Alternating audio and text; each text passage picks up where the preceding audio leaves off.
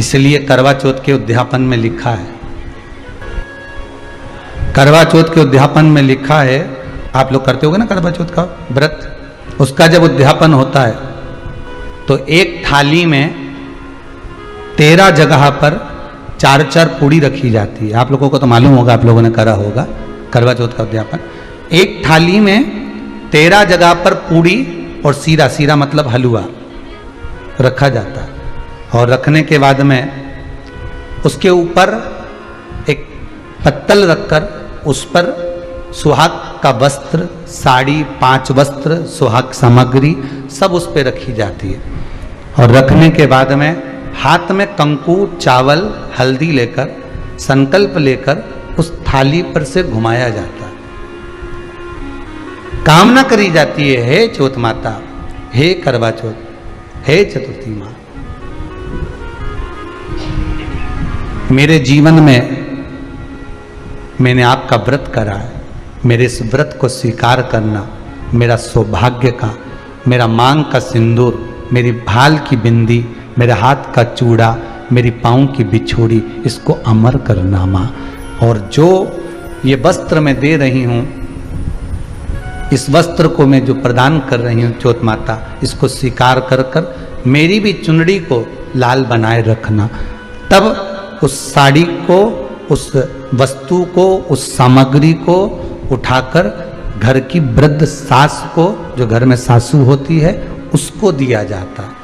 सास नहीं हो तो किसी सौभाग्यवती नारी को दिया जाता है। उसके बाद में आप फिर ब्राह्मणों का भोजन कराओ, बड़े प्रेम से बुलाओ और ब्राह्मण ब्राह्मणी का भोजन कराओ।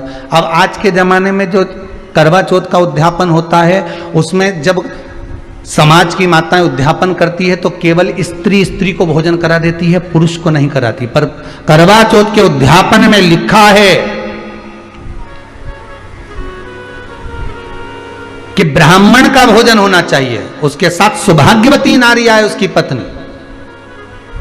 पर अपन ने तो सोचा कि चौथ माता का उद्यापन है तो केवल स्त्री स्त्री को खिला दो, उद्यापन का पूर्ण फल मिल जाएगा। नहीं, उसका सुख नहीं है, उसका आनंद नहीं है, और देने का भी फल है महाराज। करवा चौथ का उद्यापन करो तो भोजन करने उसको बुलाओ जो अपने घर का हो, उसको उद्यापन में नहीं गिनो। अपने घर के लोगों तो वैसे ही भोजन करेंगे, घर का व्यक्ति तो वैसे ही भोजन करेगा ना, पर अपन ने उन्हीं को गिना। ने हमारी बड़ी जीजी के गिन लो, ने छोटी जीजी के गिन लो, ने भांजी के गिन लो, ने उसके गिन लो, ने उसके गिन लो, ने 13-14 ऐसे इकट्ठा कर लिया, ने साहब ये अपने इकट्ठे हो गए, ये तो अपने हो गए। ये तो तुम उद्यापन करोगे तो घर में इनको तो जिमाना ही पड़ेगा, क्योंकि तुम्हारे रिश्तेदार हैं। दूसरे को जिमा कर जब हम दान देते हैं, दान उसको लगता है जो दूसरे को दिया गया। कई लोग कहते हैं हमने बहन बेटी के दे दिया, तो बहन बेटी क्या दान लेती है? किस पुराण में लिखा है कि बहन बेटी दान लेती है? हमको वो भी बताना कि बहन बेटी दान लेती हो, क्योंकि बेटी तो खुद कन्यादान में जाती है। बेटी का कन्यादान होता है, वस्तु का दान नहीं। बेटी खुद दान में दी जा रही है, कन्यादान में। बेटी कभी दान नहीं लेती महाराज, बहन बेटियां कभी दान नहीं लेंगी।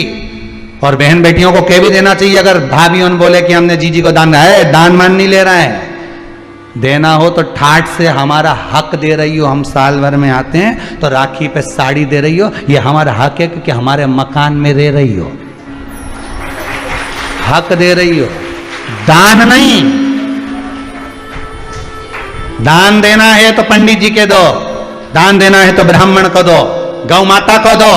हम दान नहीं ले रहे, हम अपना हक मांग रहे हैं। ऐसे नहीं दोगी तो काले कोट वाले भैया से लिवाएंगे, हमारा कहीं जाए, तुम तो दान दो बस। अब तुम क्यों नहीं, तो तुम, हम तो दान दे रहे हैं, बहन बेटी के दान दे रहे हैं, तो बहन बेटी कोई दान ले क्या? बहन बेटी के कई पड़े तुमसे दान मांगे? इतना बहुत तो वो खुद दान करिया है, कई दान ले भाई, वो तो हक ले रही है, दान नहीं, दान नहीं मांग रही।